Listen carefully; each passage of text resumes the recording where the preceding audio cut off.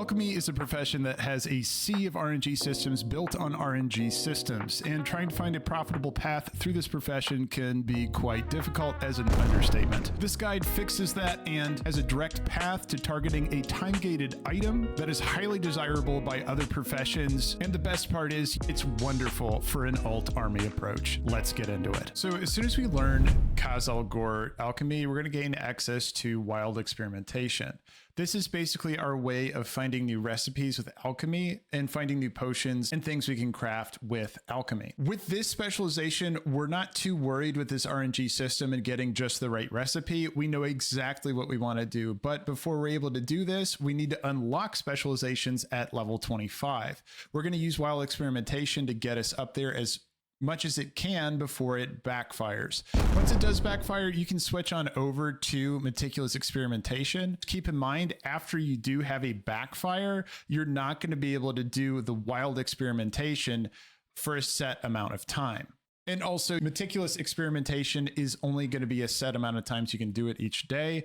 This cooldown will reset every 24 hours. Again, our main goal is just getting up to level 25. So you can take advantage of some of these crafts that will give you 2 points per craft. That's going to get you there pretty quick. The strategy we're taking is going to be based on Thaumaturgy, and luckily we only need to focus mainly on one tree. First of all, at level 25, you're going to be able to pick your specialization tree. There's 4 of them. Again, I mentioned it before. We're going to go Thaumaturgy, unlock this specialization. This is going to be more focused on daily cooldowns and using those to craft high-level epic reagents that other professions are really going to want. So just by unlocking this, let's talk about what we got already. We got this new spell called Thaumaturgy. Keep in mind, we're going to need a Philosopher's Stone for us to be able to do any kind of transmutation.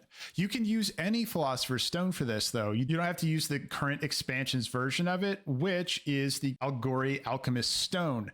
This is going to be a trinket that you're able to craft, but you do have to use a spark for it. I suggest for just, if you're going for an alt army approach on this and you want to invest as little as possible, including time on this character, go ahead and just make the vanilla version. If you don't know how to go back to vanilla, just go ahead and click on filter, classic, and then we can go ahead and type in Philosopher's Stone on this and scroll the way down, and then you're going to find it right here. You just need iron bars and a couple other early reagents from classic level content. You'll be able to easily buy these off the auction house.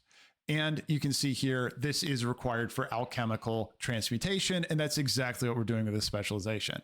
If you don't have one, make one of these. Don't worry about crafting the one specific for this expansion. Now let's go back to talking about Thaumaturgy. You can think about Thaumaturgy as just taking unuseful materials, things you don't need, and turning them into something else that could possibly be useful. We're back to an RNG system where it's just a chance of us getting something else that might be useful. However, with the specialization that we're going into here, we're going to be using the byproducts that are guaranteed for us to make steps towards crafting that high-level epic reagent. Blasphemite is exactly what people are looking for on the auction house, and it is gated behind daily cooldowns. Now, if we look at what Thaumaturgy looks like at a baseline, we're just going to be able to take any item and then turn it into another item that is of the same category.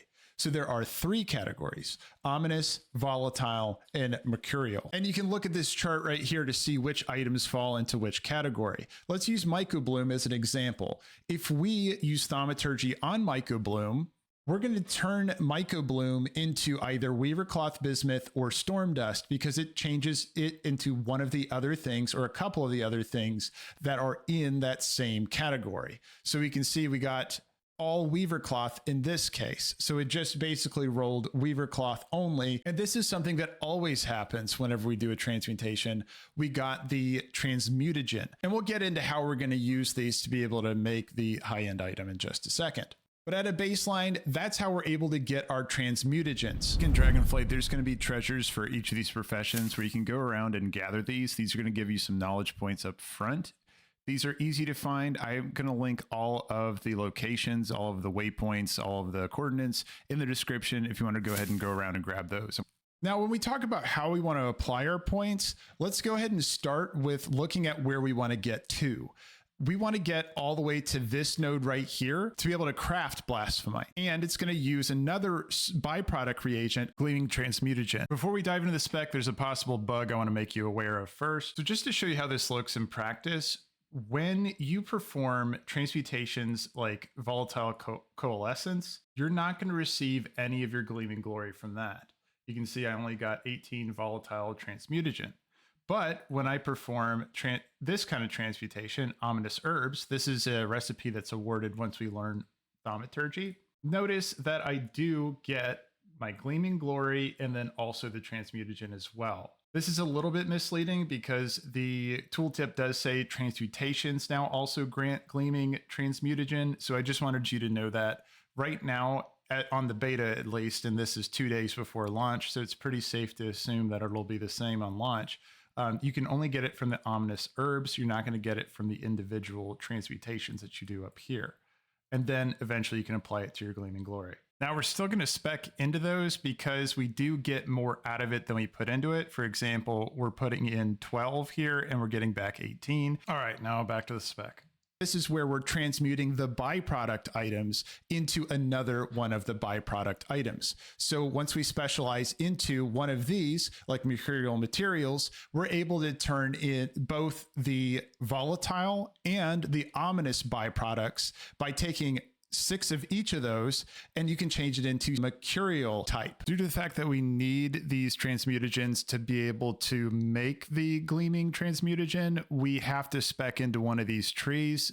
It's really beneficial for us to do this so that we can actually have something to do to get Gleaming Glory with. First thing we want to do, we're going to put 10 points into the original node of Thaumaturgy so we can unlock a specialization. And on the node of Profession Knowledge, I'm going to be making a guide that goes over the weekly tasks of everything we need to do each week for our profession to make sure we're getting the most profession knowledge possible. Take a look in the description for that once the expansion does release. So as I mentioned, we are going to do 10 points into the original node. This is going to unlock it's going to unlock our ability to choose one of the sub-specialization nodes. The thing is that we only want to learn one of the 3 of these because they all share the same cooldown. You're not going to get 3 crafts of this, 3 crafts of volatile, and 3 crafts of ominous.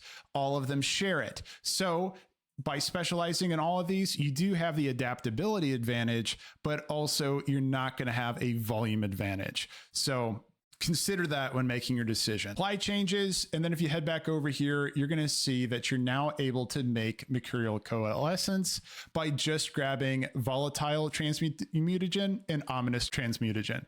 So let's go ahead and craft one of those and see what we get. So if you just talk about quantity, you do get more for transferring this into a different type. And now we have 17 transmutagen with only investing 6 of each of those. So you get 17 instead of the 12 you had. So you do automatically make more just by using this cooldown. Now, again, cooldown, right? Because 24 hours is going to have to pass before you can do this again. That's where we're at a base level. Now let's see how we can adjust this. If you wanted to go right to get to Blasphemite as quickly as you can then go ahead and invest enough points for you to get your second sub-specialization. Gleaming Transmutagen is our next step here. We're going to learn that sub-specialization. Let's take a look at what we got. So we got Performing Acts of Thaumaturgy now has a chance to create a Coreway Catalyst. This is going to be more items we're going to be able to use in the future. And again, just discovering these items is just helpful. And then our sub-specialization. And then once we learn this sub-specialization, now our transmutations will also grant us a Gleaming Transmutagen. Now at this point, we're laser focused on just getting all the way up to 20 points invested inside of Gleaming Transmutagen, because this is what's going to enable us to be able to get Blasphemite. Along the way, we are going to be able to get additional Gleaming Transmutation, increased skill in Thaumaturgy, chance to receive additional Gleaming Transmutation when performing Thaumaturgy. Instead of the base level 10, you should get about 20. Per craft on this. So let's go ahead and apply these changes and then let's take a look.